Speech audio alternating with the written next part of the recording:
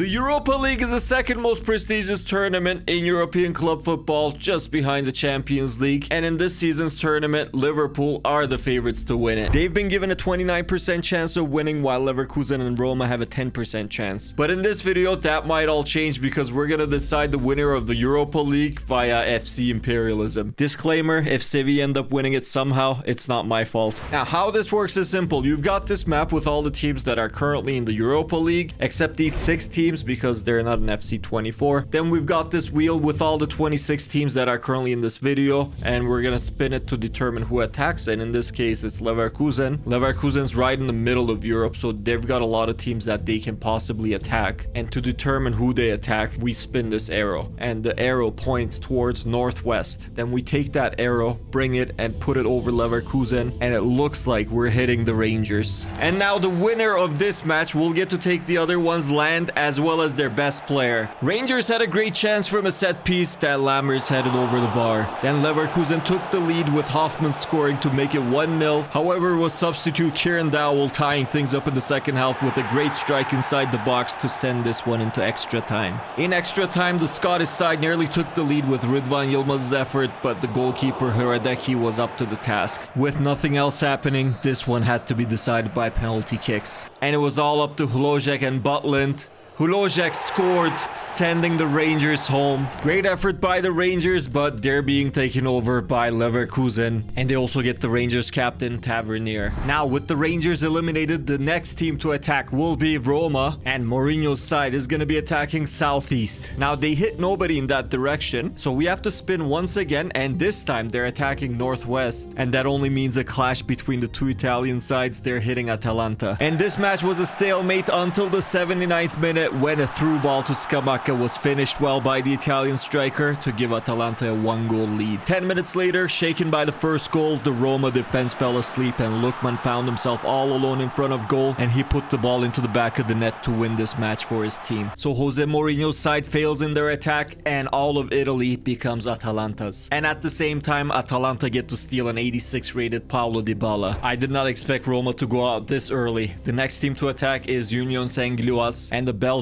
side is gonna attack south, directly almost southwest. That pretty much means only one team, and that's Stade Rennais. The underdogs nearly took the lead in the 9th minute with a corner kick header going out off the crossbar. Then it was Enzo Lefebvre's strike in the 29th minute that gave Stade Rennais the 1-goal lead. Shortly after, Martin Terrier placed it past the goalkeeper to make it 2-0. Rennais would then go on to score 2 more goals in the second half, as this one would ultimately end 5-1 with the Belgian side getting knocked out of the tournament. Well, this one ended up being a walk in the park for the French side as they take over Belgium right here, and they also get to steal the 75 rated center back Christian Burgess. Now, the next team to attack, we spin again, and it's Liverpool, and Liverpool is attacking southeast, and looks like southeast from Liverpool's logo will actually hit Ajax. Now, this isn't the Ajax of the past, so Liverpool should not have a hard time here. Mohamed Salah opened the scoring in the 24th minute as he struck it inside the box into the bottom corner to make it 1-0 Liverpool. However, Ajax would tie things up in the 62nd minute as a beautiful through ball from Sosa was struck in by Berghuis past the helpless Alisson. Then with 4 minutes left in the match, it was Berghuis assisting Sosa this time, but the Croatian struck it right at Alisson, as the winner of this match could not be decided after 90 minutes. As nothing happened in extra time, we had to see if the tournament favorites could advance via penalties. Both sides scored one, missed one. Then after Akpom's miss, it was all up to Rulli versus Van Dijk, and Van Dijk put it home to keep the favorites in the tournament. And Ajax actually put up a better fight than I expected, but they're out of this tournament as Liverpool takes over the Netherlands, and the Premier League side will also get to take an 81 rated Steven Berghuis with them. 4 teams gone, 22 teams remain. The next team to attack is West Ham, and the London side will be attacking northeast, which is crazy because northeast of them is Liverpool. With Liverpool struggling to win as much as they just did, let's see if West Ham can knock them out. There were no goals to speak of in the first half, let alone a single shot, but the snooze fest would finally end in the 77th minute with Mohamed Kudus finding himself all alone in front of goal as he placed it past Alisson to give the underdogs the lead. Then after, Liverpool's efforts to equalize would be unsuccessful as the London side knocked out the tournament favorites with a single goal. Unbelievable stuff from West Ham. I mean, Liverpool didn't look right against Ajax, and West Ham took advantage of that as well and knocked them out. So the 29% favorites are gone 1 here. West Ham expands its territory. They take the Netherlands as well. Might as well give them Ireland and then Leverkusen, Northern Ireland. And most importantly, West Ham get to steal Mohamed Salah from Liverpool. With the tournament favorites out of the wheel, the next team to attack will be Sporting. Sporting can only attack pretty much one team and they're attacking them. The arrow in fact points straight at Real Betis. The goalkeeper stole the show in this match as both Adan and Rui Silva kept making save after save to keep this one tied goalless until Betis won a penalty kick late in the second half. However, Rui Silva was again up to the task to deny Gyökeres the goal, which meant this had to go to extras. In extras, and Nabil Fekir cross had the Sporting defense in big trouble with Bellerin's blocked header bouncing to Luis Enrique, who easily put his own header into the back of the net to make it 1-0. In the second half of extras, Rui Silva made another incredible save to deny Morita a golden opportunity, but on the ensuing corner kick, the Portuguese side managed to find an equalizer in the dying seconds with a header from Trincao. So this game had to be decided on penalties. Betis went on to miss their first two penalties and it was all up to Isco. He scored to keep his side in it. However, the man who equalized the match put his penalty in to Rui Silva's demise as Sporting knock out Real Betis. What an incredible comeback from the Portuguese. Betis is out. Sporting takes over their land. They erase this border and they move into Spain. And the Portuguese side will also benefit from Borja Iglesias, who's an 83 rated striker. Down to the last 20 teams. The next team to attack will be Molde, and Molde is going to be attacking northeast. Well, that only means one thing. They'll be attacking Häcken. Northeast of Molde hits Sweden. In this battle of the two Nordic teams, the winner was the Swedish side Häcken. They dominated and ended up winning the match 2-0 with Sonko and Chilufya scoring the goals. So the slightly stronger Swedish side knocks out Molde and they take over Norway and Northern Europe. We'll also give them Denmark actually, so the map looks a little bit fuller. And also Häcken will be stealing the 74 rated center attacking midfielder Ekrem from Molde. Alright, the next team to attack is Atalanta, and Atalanta's attacking east. It's east but slightly south, so center of the logo,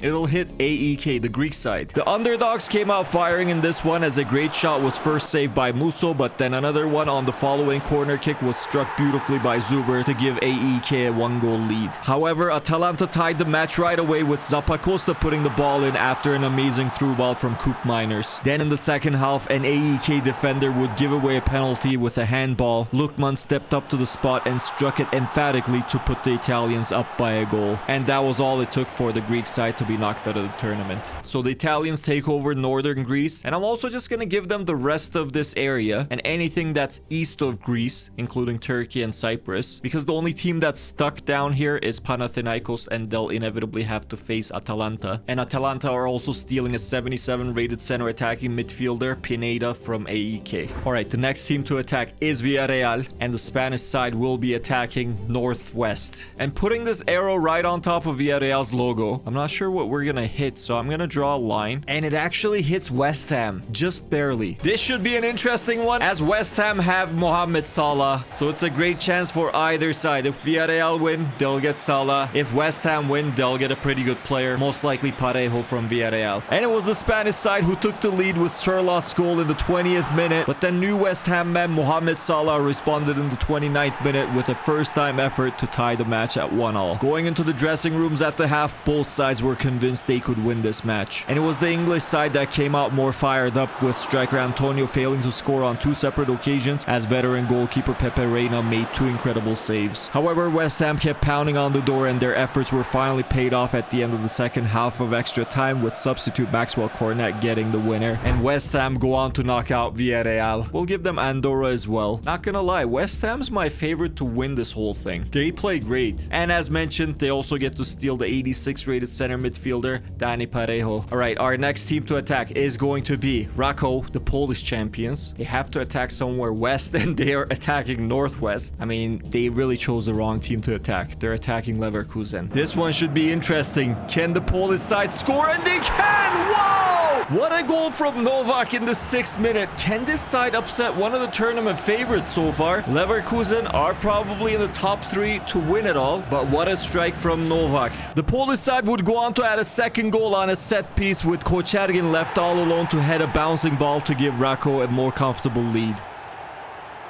The heroics would continue in the second half as goalkeeper Kovacevic made a huge save against Patrick Schick to deny Leverkusen any glimpses of a comeback. Rako nearly even added a third goal in the final minute, but Novak's shot came back off the crossbar. Guys, the biggest upset so far. Incredible. Just incredible. What an incredible fairy tale as Rako take over Germany, Northern Germany, and Scotland, as well as Northern Ireland. They won that match with a 63 rated striker. They do have a 74 rated center forward. I don't know why he's not playing. Either injury or he's just not being chosen. Most likely injury because he's in the reserves. And they have 70 rated center backs that aren't playing either. I don't know if I'm jinxing it by putting them on. I just want to make sure which Leverkusen player they would benefit most from. And I think we can safely give them the 85 rated Florian Wirtz. He should fit in nicely. With the final 16 team remaining now, the next team to attack is Sturmgrass. And the Austrian side is going to be attacking Southeast. Well, Southeast of Sturmgrass is Atalanta. And there were no surprises in this one. Atalanta opened the scoring with Paulo Dybala. Then Miranchuk added a second goal to make it 2-0. That's how this one ended as Sturmgrass got knocked out. Well, there was no fairy tale story for the Austrian side as they're knocked out and taken over by Atalanta. And Atalanta don't take any players from Sturmgrass because their highest rated player is only 74. Alright, now the next team to attack is Toulouse. And Toulouse is actually gonna look to win. See what I did there? Hit the like button if you haven't. And Toulouse is going to be attacking Southeast. Well, Southeast of Toulouse is West Ham. Toulouse came out looking for a surprise win as they kicked off this match. And they did have a good chance in the 20th minute, but Areola made a good save. Then West Ham got itself a goal in the 50th minute from Mohamed Salah as Paqueta played him through and the Egyptian finished clinically to make it 1-0. That goal was enough for the English side to take out Toulouse. While West Ham continues to expand its territory as they move north into southern France, they've now surrounded Stade Rennais from both the north and the south, and they're also not taking any players from Toulouse as the highest rated player is only 76. The next team to attack after Toulouse is Häcken, and the Swedes are attacking southwest. Southwest of Häcken is Rako. Should be interesting. The Häcken goalkeeper Abrahamsson was the story in this one as he made save after save to deny Raku. That's apparently how it's supposed to be pronounced, and the match was goalless at the end of the 90 minutes. Nothing happened in extra time, so this one had to be decided on penalties. And it was all up to Gustafsson and Kovacevic. Gustafsson, as well as every other Häcken player, scored their penalties, and the Polish champions were knocked out. Wow, what a heartbreak for Raku Czestochowa. Hopefully that was a better pronunciation, but Poland, as well as Northern Germany, is now Häcken's. We can also clear this German-Danish border, and we'll also give the Swedes all this land in Northern Europe as well as Eastern Europe. Häcken, most importantly, will also be adding Florian Wirtz to their team. 13 teams remain. The next team to attack is Servette, or Servette. They're going to be attacking north. And with this arrow pointing north from Servette's logo, that hits Freiburg. Now, as the weakest team in the tournament, the Swiss side have a huge mountain to climb. But climbing mountains is what the Swiss are known for, and in the 53rd minute of this match, a first-time shot from Kognat had Servette take the lead against the Germans. They nearly added the second goal from a flying header, but Atubolo reacted quickly to make an amazing save. Just when everyone thought Servette had pulled off the upset, a last-minute goal from Gregoric had this game tied at 1-1. Then right before the final whistle, Eggestein made a reckless tackle and received a straight red to leave his team with 10 men. Can they score this? Can they score this? Oh, he jumped. They're gonna pass it. Just take the shot.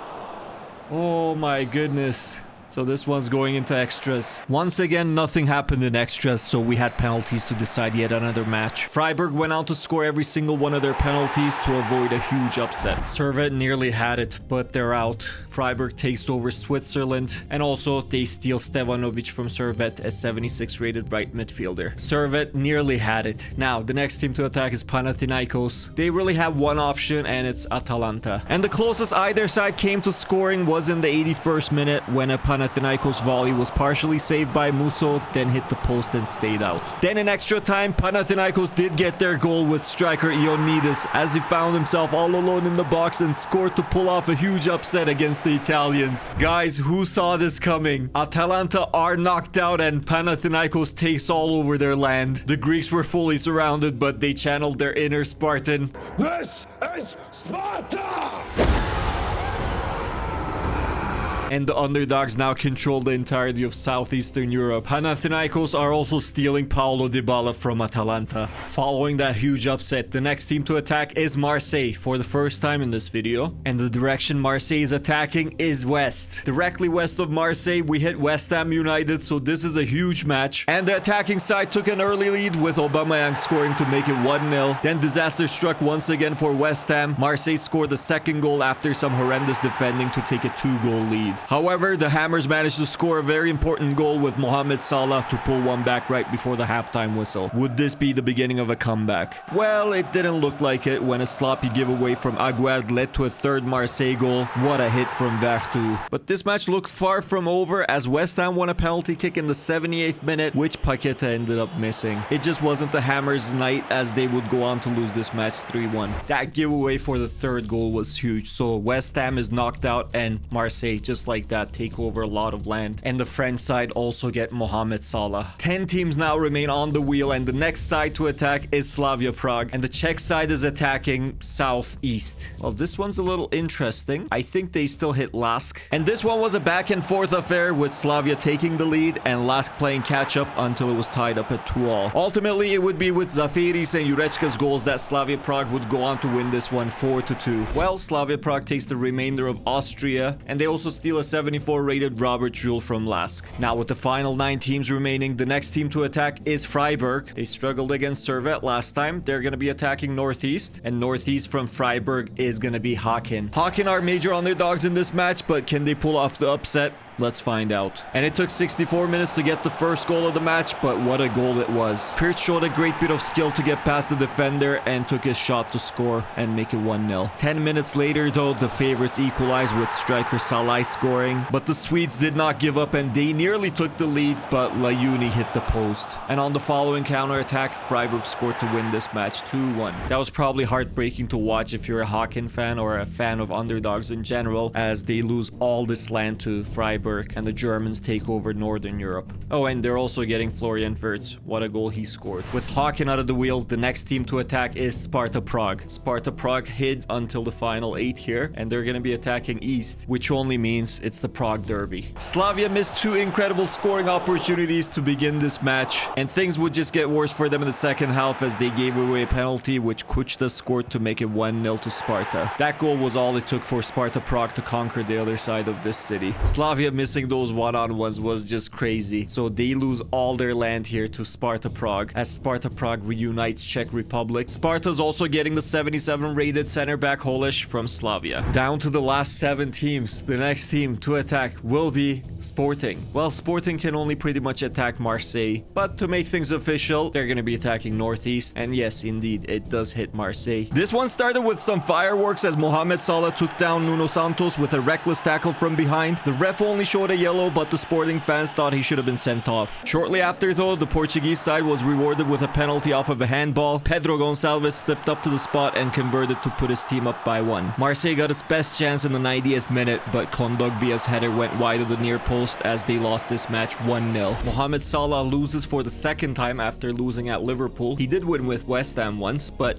he loses here, so the next time we see him, he's going to be playing for Sporting as they steal him from Marseille. Now, with the final 6 teams remaining, Brighton hasn't seen any action. They've hid this long. It's Sparta Prague, and they're going to be attacking southwest. South of Prague is Panathinaikos in either direction, so they're going to hit Panathinaikos. The first goal in this match nearly came in the 73rd minute, but quick reflexes from the Panathinaikos keeper denied the Czechs the lead. Then 2 great saves at the other end of the pitch from the Sparta Prague keeper meant this one was going into extras. In extra time, substitute Aitor was played through in on goal, and he finished with a trivela to give Panathinaikos the lead. Sparta Prague had no answer in the time that remained, which meant that they finished 6th and say goodbye to the tournament. So the Greek takeover continues. Panathinaikos expands its territory big time, and they also get a 77 rated center back Krejci from Sparta Prague. Now the final 5 team remain. Will Brighton be in action? And they finally will be. They hit so well so far, and they're going to be attacking Northwest, while the only team north of Brighton is Sporting. After a goalless first half, a snazzy heel flick assist from Salah to Pedro Gonçalves had Sporting take a 1-goal lead in the 52nd minute. Then the Portuguese side would add another one with new striker Borja Iglesias to make it 2-0. Brighton just couldn't get rid of their ring rust this whole match, and they were knocked out as the referee blew the full-time whistle. So they came, they saw, and they were conquered. Brighton did not last long as Sporting takes over their land, and they also get to steal an 81 rated center back, Lewis Dunk. Alright guys, this is the final four. A Greek side, a German side, a Portuguese side, and a French side remain. All the English teams have been eliminated, and the next team to attack is Panathinaikos. They are the weakest team that remain, and they're gonna be attacking Northwest. Putting the arrow in the middle of Panathinaikos territory, it hits Freiburg. The Greeks are slight underdogs as they kick off this match. However, their goalkeeper Brignoli was determined to give his team an edge as he made save after save to give Panathinaikos a fighting chance. But then disaster struck and a handball led to a penalty for Freiburg. But Brignoli was up to his heroics once again as he saved Griffo's shot, and this match was still tied at 0-0 at the end of the 90 minutes. Then as nothing happened in extras, fourth place had to be decided by penalties. Both sides scored their first 3 penalties, but then it would be all up to Brignoli once again as Panathinaikos ended up missing 2 straight pens. However, Eggestein would go on to convert and win it for Freiburg. Unfortunately for Panathinaikos, Brignoli couldn't carry them on his back any longer, so they get knocked out. Freiburg takes all over Eastern Europe and Southern Europe, and also just gave them whatever was remaining on the east side of the map, so it looks cleaner. And then even though he was a huge goal for Panathinaikos, Freiburg also get Paulo Dybala. Sporting's the only side that's 4.5 stars, while Rennes are the weakest side. Sporting and Freiburg have each won 3 matches, while Rennes,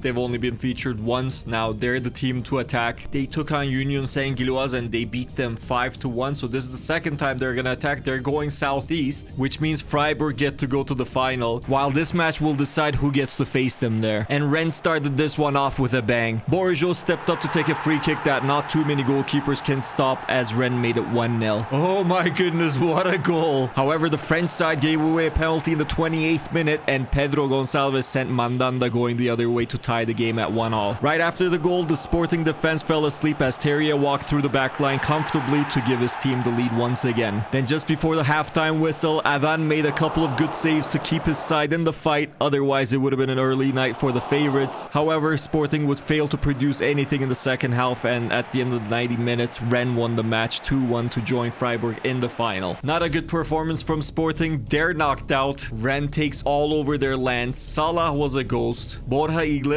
was a ghost for the most part. So there you go, guys. We have our 2 finalists. And of course, Mohamed Salah is going to change teams once again. This time he's joining Rennes. Now, if you've noticed, I've been playing every single match as a Europa League final. That's the only Europa League match you can get in kickoff. But to decide who gets to go on the left and who gets to go on the right, we'll spin the wheel. The team that comes up is the left side. So Freiburg will go on the left side and Rennes will act as the side being attacked. This is how Freiburg's starting 11 looks like. They've got Dybala, they've got Florian Wirtz, and this is how the French side will line up. Mohamed Salah is on the right wing. Guys, this one is for all the marbles. Will Mohamed Salah come alive? Who's gonna win the Europa League? I'm not sure whose stadium this is, but Freiburg kicked things off. Let's see who wins. Between the two sides, Rennes played the more exciting football, but they only played 2 matches. This is Freiburg's 4th match. Rennes are on the attack. It's Enzo Lefebvre.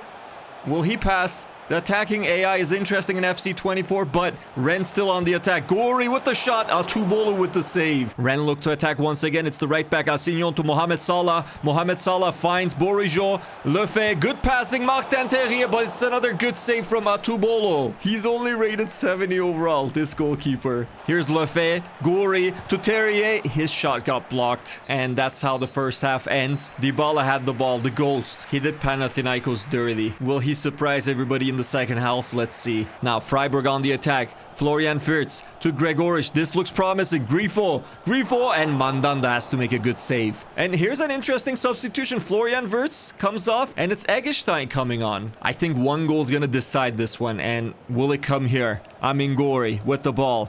Gori still with it. Gori looking for options. Gori gets past one player. It's Truffert. Truffert turns around. Gori again. Lefebvre is there. He doesn't pass it. Amin Gori shoots, and what a goal! What a strike! Amin Gori! One goal. can win this match, I said, and Amengori scores it right here, possibly. Look at this strike, guys. Look at this strike. Atubolo can't save this one. It's 1-0 to Rene. Here's Vincenzo Grifo. Can they find something here, Freiburg? Vincenzo Grifo to Günther. The cross. Teat heads it. Assignon clears. 2 minutes added on. Can Rene hang on? And it looks like they will be able to. And Mohamed Salah passes it off. The ref will give them a chance for a third or second. And here's Mohamed Salah. Will he score? Nope. Of course not. This is the FC24 AI. But Stade Rennais are the champions of FC24 Europa League Imperialism. Guys, if you went on to enjoy the video, please watch this one as well. I think you'll like it. Go on, click it. I'll see you guys in the next one. Take care.